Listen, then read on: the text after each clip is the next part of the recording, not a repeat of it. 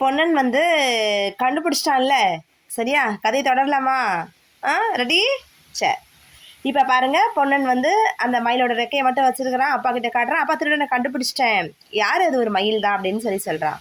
அப்பா ரொம்ப சந்தோஷப்படுறாரு. சரி, இந்த மயில் எங்கப்பா தப்பிச்சு போயிடுச்சு. உடனே கேட்குறாரு, ஆஹா, இந்த ரெக்கைக்கு இவ்வளோ பலன்னு தன்மை இருக்குதே அப்படின்னா அந்த மயில் என்கிட்ட இருந்தால் எவ்வளோ அழகா இருக்கும் என் ராஜ்யத்தில். அதனால என்ன சொல்றாரு, 3 பசங்களையும் கூப்பிடுறாரு. பசங்களா வாங்க வாங்க வாங்கன்னு சொன்னா 3 பசங்களும் வராங்க.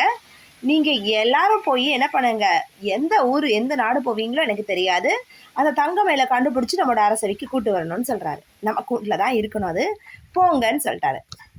இந்த பசங்களும் சரிப்பா அப்படின்னு சொல்லிட்டு என்ன பண்றாங்க, வெளியில கிளம்பி போறாங்க. ஓகே, யாரை தேடி? தங்க மயிலை தேடி போறாங்க. ஓகேவா? ஸோ இப்போ இவங்க 3 பேரும் பேசிக்கிறாங்க. சரி, அண்ணன் தம்பிங்க எல்லாரும் சொல்றாங்க, அண்ணா நீ இந்த பாதை போ, நீ இந்த பாதை போ. 2வது உள்ள 3வது உள்ள தனியாக போகிறான். 3வது உள்ள பொண்ணன் வந்து என்ன பண்ணுறான், ஒரு குதிரையில் போகிறான். குதிரையில் போகும்போது என்ன பண்ணுறான், ரொம்ப டயர்டாக இருக்குது.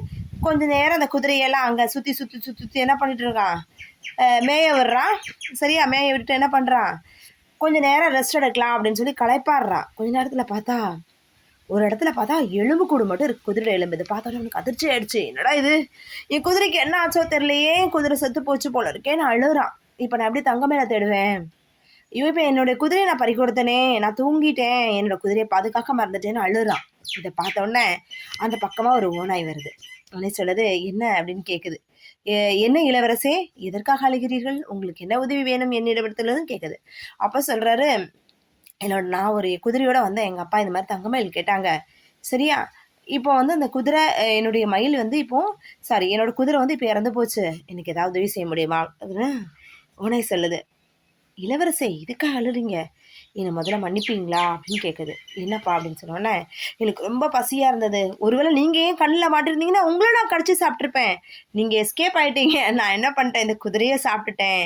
சரியா, இருந்தாலும் உங்களுக்கு தங்க மயில் கண்டுபிடிக்கக்கூடிய அந்த விஷயத்த நான் உங்களுக்கு சொல்லித்தரேன். நீங்கள் என்ன பண்ணுங்கள், என் மேலே நம்பிக்கை வச்சு என் மேலே என்னோட முதுகில் ஏறி உட்காருங்க, நான் உங்களை கூட்டிகிட்டு போகிறேன்னு சொல்லுது. ஓகே, நான் வந்து ஒரு மந்திரம் தெரிஞ்ச ஓனாய் வேற, என்னால் எல்லாத்தையுமே சாதிக்க முடியும். சரியா, தங்க மயில் எங்கே இருக்குதோ அந்த நாட்டுக்கு உங்களை கூட்டிகிட்டு போகிறேன்னு சொல்லுது. காடு மலை கடல் எல்லாம் தாண்டி பறந்து பறந்து போகுது. தங்க மயில் இருக்கக்கூடிய அரண்மனைக்கு வராங்க. இது வந்து சொல்லுது, நள்ளிரவு நேரத்தில் அந்த முதல் சுவரை தாண்டி தான் நீங்கள் அரண்மனைக்குள்ளே போகணும். போகும்போது அங்கே எல்லோரும் தூங்கிட்டு இருப்பாங்க. ஒரு பெரிய ஒரு ஜன்னல் இருக்கும், அந்த ஜன்னலுக்குள்ளே ஒரு அறை இருக்கும், அந்த அறைக்குள்ளே தான் ஒரு தங்க கூண்டு இருக்கும், அந்த தங்க கூண்டுக்குள்ளே தான் இந்த தங்க மயில் இருக்கும். நீங்கள் என்ன பண்ணிக்கோங்க, அழகாக அந்த தங்க மயிலை தூக்கும்போது அந்த கூண்டை மட்டும் தொற்றக்கூடாதுன்னு எச்சரிக்கை கொடுத்து சொல்லுது. ஆனால் இந்த இளவரசன் என்ன பண்ணுறான் தெரியுமா, உள்ளே போய் அதே மாதிரி போகிறான். அந்த அரண்மனைக்குள்ள அந்த தங்கமயில் இருக்கிற இடத்த பார்த்தோன்னா எனக்கு அந்த அந்த கூண்டை பார்த்தோன்னா இன்னும் அழகாயிடுச்சு அவனுக்கு. ஆஹா, கிளிய கூண்டில் வச்சாதான் நல்லா இருக்கும், அப்போ இந்த மயில் அந்த கூண்டுக்குள்ளே வச்சு பார்த்தா தான் அழகா இருக்கும், எப்படியாவது அந்த தங்க கொண்டு எடுத்துகிட்டு போனால் நல்லதுன்னு சொல்லிட்டேன் வரேன்.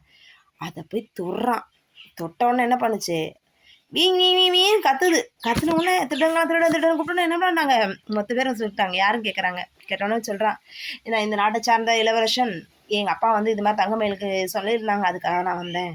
இந்த ராஜா ரொம்ப கோபமாயிட்டாரு. என்ன, தங்க மயிலுக்காக வந்தியா நீ? அசிங்கமா இல்லை, அவமானமா இல்லை, இப்படி வந்து புறத்தை வந்து என்னோட மயிலை திருட வந்திருக்கிறியே. சரி போ, நான் உனக்கு இன்னொரு கட்டளை தரேன். எனக்கு தங்க குதிரையில் உட்காந்து போகணுன்னு ஆசை. அது வந்து பக்கத்தில் அண்டை நாட்டில் தான் இருக்குது, பல்லவ நாடு அந்த நாடோட பேர். நீ போய் என்ன பண்ணுற, அந்த தங்க குதிரையை மீட்டு கொண்டு வா, இந்த தங்க மயில் அவனுக்கு தரேன்னு சொல்கிறாரு. இவர் என்ன பண்ணுறா, சரி நமக்கு டபுள் ஜாக் அடிச்சா ஓகே தானே. தங்க மயில் தேடி என்ன போகிறாரு, இந்த தங்க குதிரை தேடி அவர் போகிறாரு. ஓனாயிட்ட வந்து விஷயத்த சொல்கிறாரு. ஓனா என்ன சொல்லுது, வா உங்களை நான் கூட்டிகிட்டு போகிறேன்னு சொல்லிட்டு அந்த குதிரையோடைய விஷயங்களை சொல்கிறாரு. ஆமாம், தங்கமான குதிரை இருக்குது, பல்லவ நாட்டில் இருக்குது, அது ஒரு ராஜா கிட்ட இருக்குது. அந்த ராஜா என்ன பண்ணார், எப்படிப்பட்டவர், அங்கே போனால் எப்படி பண்ணணும், அப்போ அதே மாதிரி இன்ஸ்ட்ரக்ஷன் கொடுத்த மாதிரி ஓனாயும் கூட்டிகிட்டு போயிடுச்சு. அங்கே போனால் என்னாச்சு தெரியுமா, அதே மாதிரி குதிரை இருக்கிற இடத்த கண்டுபிடிக்கிறாங்க. குதிரையோட கடிவாளத்தை மட்டும் என்ன தொடக்கூடாதுன்னு இது சொல்லுது. நல்ல வைரம் பதிக்கப்பட்டது எல்லாமே, தொடக்கூடாதுன்னு சொல்கிறாங்க. ஆனால் கேட்காம என்ன பண்ணுறாரு, இவர் போய் அந்த குதிரையோட கடிவாளத்தை தொட்டோன்னே அதுவும் கத்துது. இந்த ராஜா கிட்டேயும் மாட்டிக்கிட்டாரு. மாட்டினதுக்கப்புறம் ராஜா என்ன பண்ணுறாரு, திரும்ப கவலைப்படுறாரு. என்ன பண்ணுறாரு, ஆஹா நான் என்ன செய்வேன், நான் இப்படி ஒரு சிக்கலில் மாட்டிக்கிட்டேனே, என்னால் என்ன செய்ய முடியும் அப்படின்னு யோசிக்கிறாரு. சரியா? இப்போ ராஜா என்ன சொல்கிறாரு, திரும்ப அட்வைஸ் பண்ணுறாரு. நீ வந்து என்ன செய்யக்கூடாது, இந்த மாதிரி என் நாட்டுக்குள்ளே வந்து குதிரையை வந்து திருட வந்திருக்கிறியே, தப்பு இல்லையா? சரி, இதுக்கு ஒரு கண்டிஷன் கொடுக்குறேன். நான் ஒரு பெண் மேலே ரொம்ப ஆசையாக இருக்கிறேன். சரியா? அவள் ரொம்ப அழகி, ஓகேவா? இந்த நாட்டை சேர்ந்த ஒரு கன்னி. அவளை போய் எப்படியாவது நீ எனக்கு மீட்டு கொண்டு வந்து கொடுத்துட்டேன்னா என்னோட தங்க குதிரையை நான் உனக்கு பரிசா தரேன்னு சொல்கிறாரு. இவனும் போகிறான், ஓனாயிட்ட வந்து விஷயத்த சொல்கிறாரு. ஓனா என்ன பண்ணுது, இவர் கூட்டிகிட்டு போகுது. அந்த நாட்டு இளவரசியை பார்க்குறான், அந்த நாட்டுக்கும் கூட்டிகிட்டு போகுது. ஓனாய் பறந்தே போகிறாங்க. இளவரசியை பார்த்தோன்னே அப்படியே மதியம் வாங்கி போயிட்டான். இப்போ இளவரசி கொடுக்க மனசு இல்லை. அப்போ ஓனாயிட்ட என்ன சொல்கிறதுன்னு கேட்குறான். சொல்லுங்க, ஓனாய் என்ன சொல்லியிருக்கோம்? அப்புறமா தொடலாமா? ஓனா என்ன சொல்லியிருக்குன்னு யோசிச்சு வைங்க. கதை கண்டினியூ பண்ணுறேன்.